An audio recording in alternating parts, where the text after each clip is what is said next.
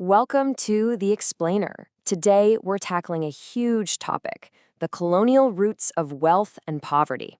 And we're going to see how one single factor from centuries ago can help explain why some countries are rich today and others are just not. This gap between rich and poor countries, it's one of the biggest, most stubborn puzzles out there.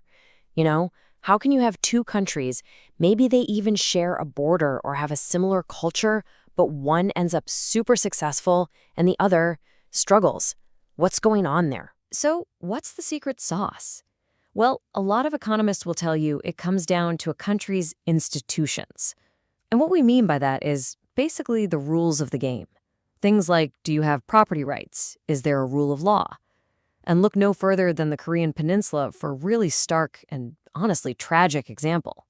You've got the same people, same geography, same culture.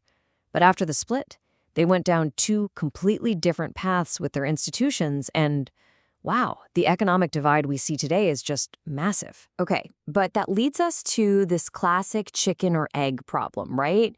It's really, really tough to prove which causes which.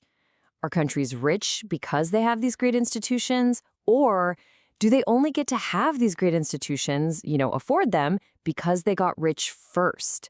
It's a real puzzle. But, and this is where it gets really interesting, a groundbreaking study actually found a way to untangle this whole mess. And the clue they found wasn't in some modern policy paper. Nope. It was hidden deep in the history of European colonialism, which, as we know, was often incredibly dramatic and tragic. So what they found was pretty shocking. There's this incredible correlation. The more dangerous a place was for European colonizers hundreds of years ago, the higher their death rates, the poorer that place is today. And on the flip side, the places where it was safer for them to settle, they're now way, way richer. It's almost like a ghost from the past is still pulling the economic strings today. Okay, I know what you're thinking. That sounds kind of crazy, right? How on earth could the death rates of some colonists back in the 1800s possibly predict how well a country's economy is doing now? Well, let's unpack this, because there's a really powerful theory that connects all these dots. The whole argument unfolds in this really clear chain of events, and it all kicks off with one thing: the local diseases that Europeans ran into. Just that one factor started a domino effect that has been shaping economies for literally hundreds of years. So this is where history splits into two different paths. On one hand, you have places like, say, Australia or Canada. The disease environment was relatively mild, so death rates for settlers were low. This meant Europeans could move there, settle down, and build new lives in large numbers. They wanted to create neo-Europes, as one historian called them. And to do that, they needed, and they demanded, institutions that would protect them, their property, their rights, just like back home. But then you have the other path. In places with killer diseases like malaria and yellow fever, well, settling down just wasn't going to happen. The colonial plan there was totally different. It was all about creating an extractive state. The goal wasn't to build a new society. It was simply to get in, take as many resources as possible, and ship that wealth back to Europe. And this quote here from a French official in Africa, man, it just perfectly captures that extractive mindset. He says the mission is to impose regulations, to limit individual liberties, to collect taxes. Think about that. The purpose of the government wasn't to protect people or create opportunities. It was to control them, limit their freedom, and take their money. It was designed for plunder, not for progress. And here's the really crucial part. These institutions, whether they were the good settler kind or the bad extractive kind, they became incredibly sticky. They didn't just disappear when the colonies gained independence. Instead, the new leaders who took over often realized, hey, this extractive system, it actually works pretty well for me and my friends.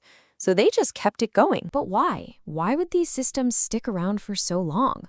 Well, you can think of it like institutional inertia. For one, creating brand new, fair institutions from scratch, that's super hard and really expensive. Two, if you're part of the new ruling class that just took over an extractive system, why would you change it? It's lining your pockets. And third, over time, the entire economy just gets used to the old rules of the game. People's jobs, their investments, everything is built around that old, broken system. So let's just tie this all together. The argument is simple, but it's powerful. The local diseases determine the colonial strategy. That strategy determined what kind of institutions were built. And it's those institutions and the fact that they've stuck around that are the real root cause of global inequality. It's not about geography. It's about the history that geography created. And the numbers behind this are just wild. The researchers used those settler mortality rates as a kind of natural experiment to isolate the effect of institutions.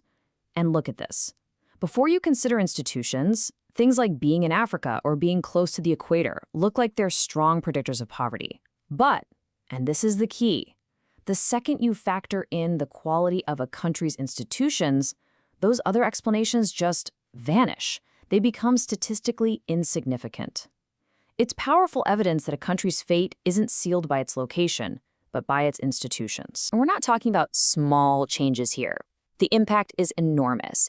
The study actually estimates that if a country like Nigeria, which inherited more extractive institutions, could somehow get its institutions up to the level of, say, Chile, a place with a history of better institutions, its national income could jump by a factor of 7, sevenfold. That is a life-changing, nation-transforming difference. All right, so after all this historical detective work, what's the big takeaway? I think it's this.